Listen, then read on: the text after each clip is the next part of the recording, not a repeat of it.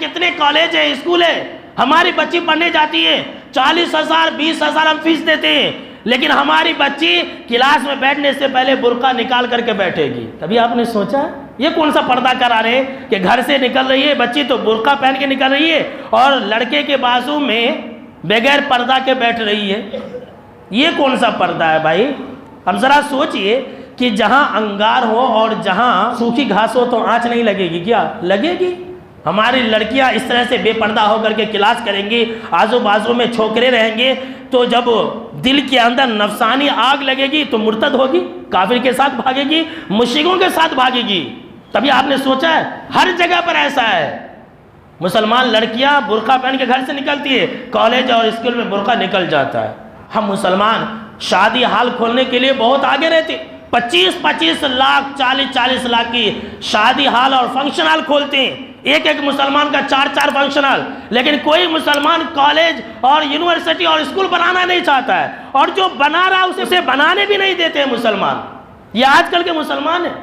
خالی مسلمان کھانے میں، مسلمانوں کے گلیوں میں چلے جائیں بے شمار ہوٹل، مسلمانوں کے علاقے میں چلے جائیں ایک سے ایک فنکشن ہال، لیکن بھائی مسلمانوں کا کون تو اسکول ہے کیا؟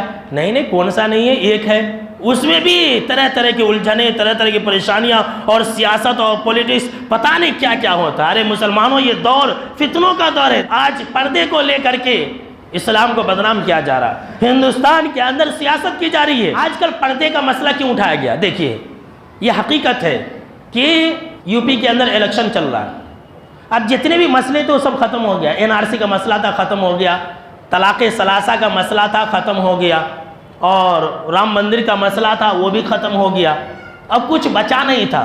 لہٰذا مذہب کی سیاست کرنے کے لیے جان بوجھ کر کے یہ پردے کا مسئلہ اٹھایا گیا، یہ حجاب کا مسئلہ اٹھایا گیا۔ کیوں؟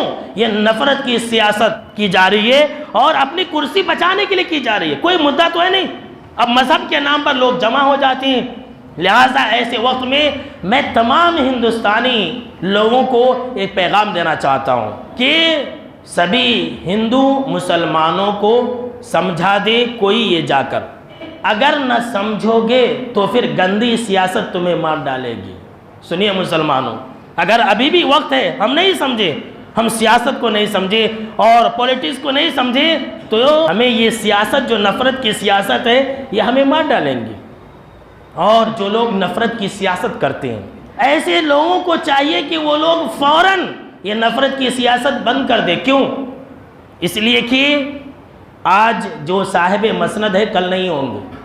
یہ بہت ہی مشہور شعر ہے راحت اندوری کا، سن لیجئے کہ نفرت کی سیاست جو لوگ کر رہے ہیں ہندوستان کے اندر، یہ ہمارا جمہوری ملک ہے، نفرت کی سیاست کر رہے ہیں، مذہب کی سیاست، کہ آج جو صاحب مسند ہے کل نہیں ہوں گے، کرایہ دار ہے، ذاتی مکان تھوڑی ہے، سبھی کا خون ہے شامل، یہاں کے مٹی میں کسی کے باپ کا ہندوستان تھوڑی ہے۔